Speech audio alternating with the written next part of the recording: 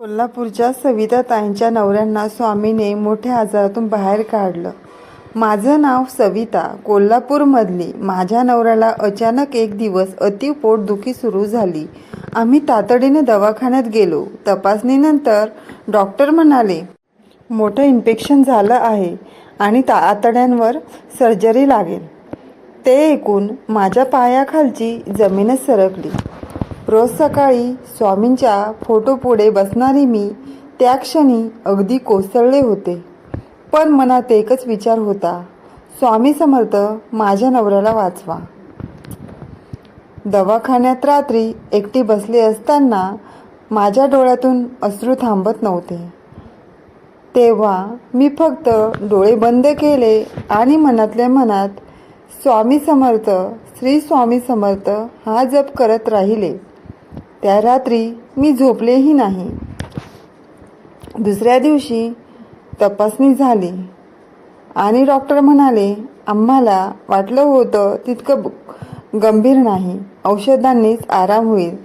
ते ऐकून माझा आवाजच भरून आला. ती क्षण माझ्यासाठी चमत्कारासारखा होता, कारण मी साक्षात अनुभवला होता. स्वामी समर्थ ऐकतात आणि भक्तांच्या अश्रूंना उत्तर देतात.